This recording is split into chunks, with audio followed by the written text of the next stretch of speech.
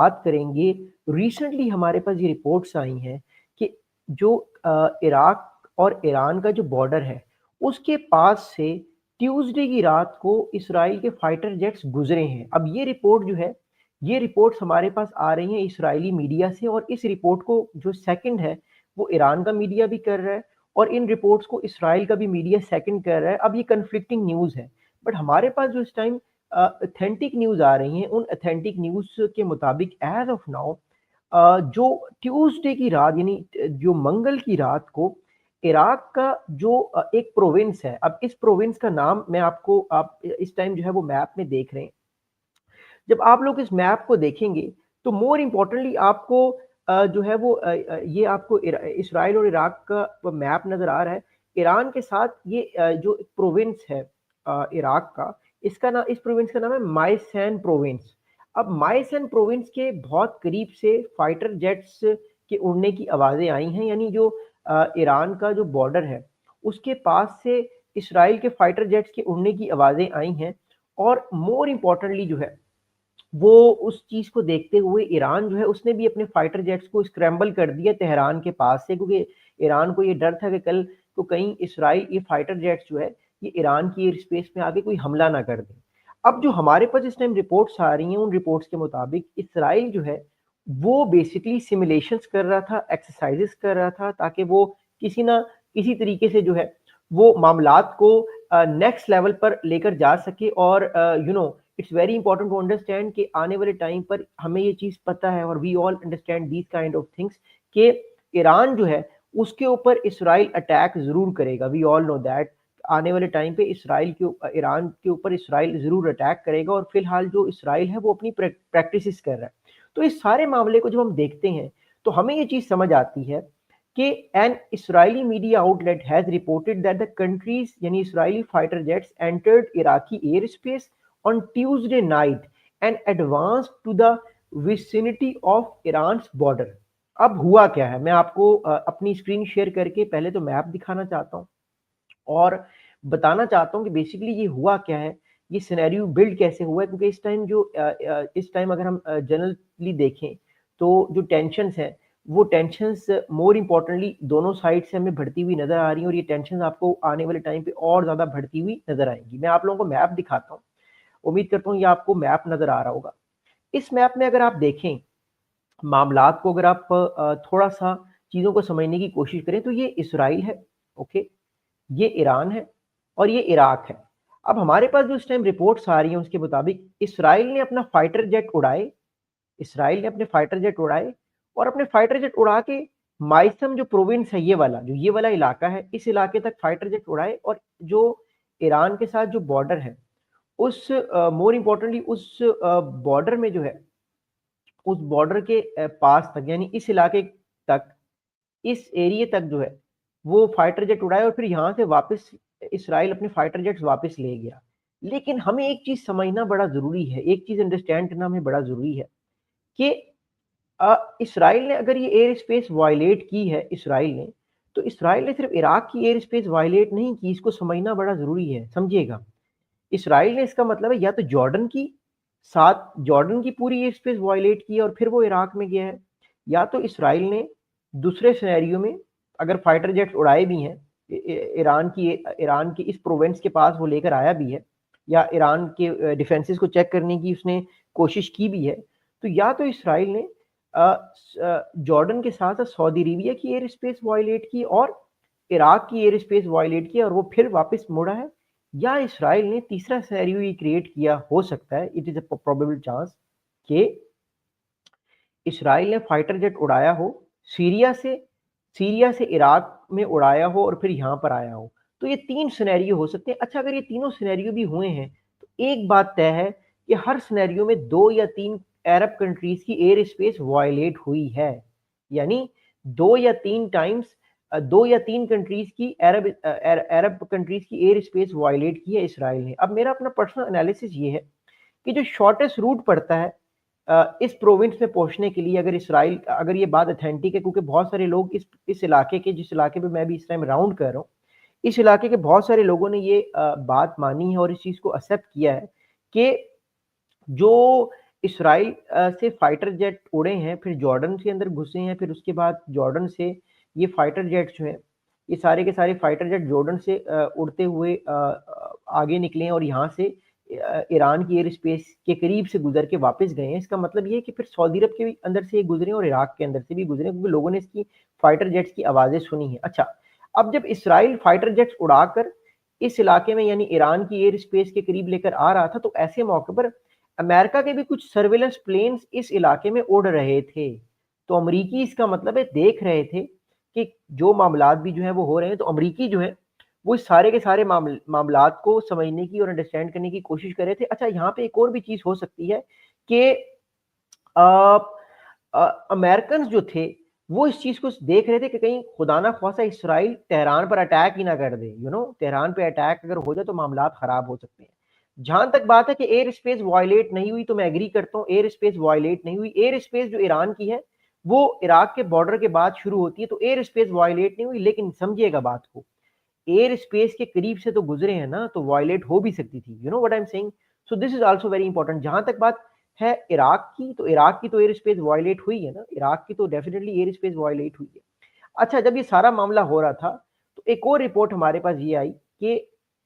Tehran के ऊपर मिग-21 fighter jets फौरन उड़ना शुरू हो गए। जब ईरान को ये खबर हुई कि कुछ फाइटर जेट्स आ रहे हैं उसकी तरफ, तो मिग-21 फाइटर जेट्स तेहरान की तरफ उड़ना शुरू हो गए, क्योंकि खतरा ये था कि कहीं अटैक तेहरान पे ना हो जाए। तो ये एक बड़ी इंटरेस्टिंग जो है वो हमारे पास एक सिनेरियो हमारे सामने बिल्ड होता हुआ हमें नजर आ रहा है। अब मैं आप लोगों को अगली चीज बताना चाहूंगा, because that gonna be very very important in the upcoming days, because it is also very important to understand आने वाले दिनों में आगे होता हुआ क्या हमें नजर आ रहा है। अब इस चीज को समझिएगा, बड़ा इंपॉर्टेंट चीज मैं आपको बताने चाह रहा हूँ। देखिए, बात ये है इस टाइम के ईरान जो इसराइली इस टाइम मीडिया रिपोर्ट कर रहा है, जो इसराइल की मेजर जो जे फीड के नाम से इसराइल का एक मीडिया आउटलेट है, ये डिफेंस मीडिया आउटलेट है, ये क्लेम कर रहा है कि जो इसराइल ये सारी ड्रिल्स कर रहा था, बेसिकली इसराइल ये सिमुलेशंस कर रहा था ताकि वो दुनिया को बता सके कि या वो अपनी प्रैक्टिस से जो है वो एक तरह से आप कह सकते हैं वो प्रैक्टिस कर रहा था अपने फाइटर जेट्स की, कि हो सकता है आने वाले टाइम पे अगर उसको अटैक करना हो ईरान के ऊपर, तो वो किसी तरीके से अपने आप को अपनी प्रैक्टिस को पूरी तरीके से जो है वो परफेक्ट रखे और इजीली जो है वो नेक्स्ट अटैक कर सके। लेकिन अमेरिकी जो एयरक्राफ्ट थे वो भी वहां पे मौजूद थे, तो इसका मतलब है अमेरिकी भी सारे मामले को बड़े गौर से देख रहे हैं। अच्छा, अब जो रीजंस हमें समझ आ रहे हैं, जो रीजंस हमें मिल रहे हैं कि इसराइल इस टाइम ऐसा क्यों कर रहा है, तो उन रीजंस के मुताबिक फर्स्ट ऑफ ऑल जो इसराइल है वो ईरान की डिफेंस कैपेबिलिटीज को चेक कर रहा है कि ईरान की डिफेंस कैपेबिलिटीज कैसी हैं, यानी ईरान जो है क्या कैपेबल है। अगर मिसाल के तौर पर ईरान के ऊपर इसराइल अगर अटैक करता है, तो क्या ईरान इतना कैपेबल है, इतना जोगा है कि कल को ईरान जो है वो इसराइल के अटैक को बॉर्डर के ऊपर खुद को बचा सके। तो ये एक चीज़ समझना बड़ा ज़रूरी है। और हमारे पास ये खबरें आई हैं कि इस ईरान के पास सुकुई 35 फाइटर जेट भी आ गए हैं, J-10C भी आ गए हैं और कुछ अच्छे S-400 डिफेंस सिस्टम्स भी आ चुके हैं। तो इसका मतलब ये है कि ईरान जो है वो वेट कर रहा है कि आने वाले दिनों पे अगर उस पर कोई अटैक होता है तो कैसे वो उस अटैक को रोक सकता है या रोक सकेगा। So that's gonna be very very interesting in the upcoming days. But सवाल यही पैदा होता है। अच्छा, एक और मैं आपको चीज़ बताना चाहता हूँ। ये सारी चीज़ें तो एक तरफ, दूसरी तरफ एक और बड़ी अहम चीज़ ये है कि जब इराक की मिनिस्ट्री ऑफ डिफेंस से पूछा गया कि सर आपकी एयर स्पेस ट्यूसडे की रात को वायलेट हुई है, तो इराक की जो डिफेंस मिनिस्ट्री है वो ये कहती है कि the aircraft sounds heard in several provinces were from the routine Iraqi air force training mission. Iraq ये कह रहा है कि इराक की जो डिफेंस मिनिस्ट्री है, जब उससे ये सवाल पूछा गया तो उन्होंने कहा कि ऐसा कुछ भी नहीं है, ये बेसिकली हमारे अपने फाइटर जेट्स इराक के थे, ये अपनी ट्रेनिंग रूटीन हमारी हो रही थी और उस ट्रेनिंग रूटीन के बाद आपको फाइटर जेट्स की आवाज़ें आ रही होंगी। लेकिन जो क्रेडिबल मीडिया सोर्सेज हैं इवन फ्रॉम ईरान, वो भी इस चीज़ को एडमिट कर रहे हैं कि नहीं, कुछ ना कुछ तो हुआ है। जो इसराइल है उसके फाइटर जेट्स ईरान की एयर स्पेस के पास से गुजरे हैं और लड़ाई झगड़ा भी हो सकता था अगर इसराइल चाहता तो। इसलिए जो ईरान है उसने अपने फाइटर जेट्स को जो है वो इंगेज करना शुरू कर दिया। अब इस बात को समझना बड़ा ज़रूरी है कि क्या ये वाकया असल में हुआ है या नहीं हुआ। मेरी अपनी पर्सनल असेसमेंट ये है कि ये वाकया हुआ है। उसकी वजह ये है कि अगर आप जनरली मिडल ईस्ट को देखें इस मैप में, तो इवन ईरान को छोड़ के कोई भी कंट्री ऐसा नहीं है इस टाइम जिसके एयर डिफेंसेस इसराइल के एयर डिफेंस, इसराइल के जो फाइटर जेट्स हैं, खास तौर पे F-35 फाइटर जेट्स, उसको रोक सकें। So I would personally say that you know it's going to be very very difficult for these countries to stop these fighter jets, but one thing is for sure, Iran जो है उसको ये बात पता है कि आने वाले कुछ दिनों में अटैक्स उस पे हो सकते हैं और ठीक ठाक अटैक्स हो सकते हैं। तो उन अटैक्स को रोकने के लिए ईरान अपनी पूरी कोशिश कर रहा है कि अपने डिफेंसेस को स्ट्रॉन्ग कर सके। दूसरी बात ये है कि ये एक साइकोलॉजिकल वॉरफेयर भी है। इसराइल बार बार ईरान को ये बताने की कोशिश कर रहा है कि देखो, मैंने पहले ही तुम्हारे मैंने जो है वो न्यूक्लियर साइट्स को तबाह कर दिया है। अगर मुझे तुमने तंग करने की कोशिश की या न्यूक्लियर प्रोग्राम को आगे बढ़ाने की कोशिश की, तो मैं तुम्हारे आने वाले टाइम पे भी और एसेट्स को भी तबाह कर सकता हूँ या कर दूंगा। तो these kind of things can happen in the future, but I personally think के ईरान जो है वो इतना कैपेबल नहीं है कि वो इन सारे के सारे अटैक्स को रोक सके एज ऑफ नाउ। इवन उसके पास S-400 भी आ चुके हैं। लेकिन एक बात तय है कि अब अगर इसराइल अटैक करने की कोशिश करेगा, अपने फाइटर जेट्स को इस्तेमाल करने की कोशिश करेगा, तो उसके भी फाइटर जेट्स गिर सकते हैं, क्योंकि ईरान जो है उसके पास भी अब ये कैपेबिलिटी आ गई है कि वो कहीं ना कहीं इसराइल के साथ वॉर फाइटिंग करे। लेकिन एक बात मैं आपको बताना चाहूँगा, इस बात को अंडरस्टैंड कीजिएगा कि ईरान की जो प्रॉपर एयर फोर्स इतनी तगड़ी नहीं हुई कि वो किसी तरीके से जो है वो इसराइल को रोक सके, क्योंकि इसराइल के पास जो है 5th जनरेशन फाइटर जेट्स हैं जो कि ऑब्वियसली स्टेल्थ हैं, they are very far superior than Iran, but still कहीं ना कहीं नुकसान होने के चांसेस इसराइल को हैं। अब इस चीज़ से जो है वो हमें एक चीज़ समझ आती है कि इसराइल जो है वो ईरान की एयर डिफेंसेस को, ईरान की जो जनरल एक वॉरफेयर फाइटिंग है उसको अंडरस्टैंड करने की कोशिश कर रहा है, इसराइल की मिलिट्री डॉक्ट्राइन को चेक करने की कोशिश कर रहा है। और इससे हमें एक और चीज़ समझ आती है कि जो ईरान है वो पहले से बहुत वीक हुआ है। चाहे आप मैप में आप देख लें, चाहे आप गजा में हमास को देख लें, चाहे आप हूती फोर्सेस को देख लें यमन में, वो वीक हुए हैं। फिर अगर आप सीरिया या लेबनान में आप हिजबुल्लाह को देख लें, वो भी बहुत वीक हुए हैं। तो नो डाउट कंट्रीज़ जो हैं ये सारे बहुत वीक तो हुए हैं, लेकिन स्टिल ईरान के ऊपर कैपेबिलिटीज़ तो ईरान में है कि वो लड़ाई कर सकता है, लेकिन ईरान इतनी लंबी लड़ाई कर नहीं सकता। इसलिए ईरान कोशिश कर रहा है कि वो कभी रशिया के पास जाए, कभी वो नए-नए एलाइज़ को ढूँढने की कोशिश कर रहा है, बट स्टिल ईरान इतना पावरफुल नहीं है। और ईरान को एक बात पता है कि वो ज़्यादा लंबे अरसे तक इतनी बड़ी फोर्सेस के साथ लड़ाई कर नहीं सकता, तो उसको दोबारा से अपनी प्रॉक्सीज़ को स्ट्रॉन्ग करना बड़ा ज़रूरी है as far as when we are talking about Iran perspective. But अगर इस सारे मामले को हम समराइज़ करें, तो एक चीज़ हमें समझ आती है कि फ़िलहाल अमेरिका नहीं चाहता कि ईरान पे कोई अटैक हो। America don't want that obviously. लेकिन दूसरी तरफ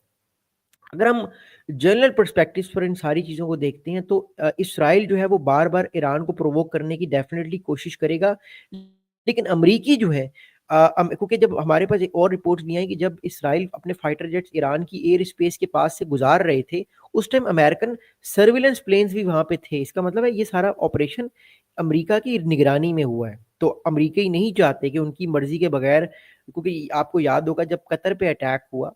तो कतर पे जब अटैक किया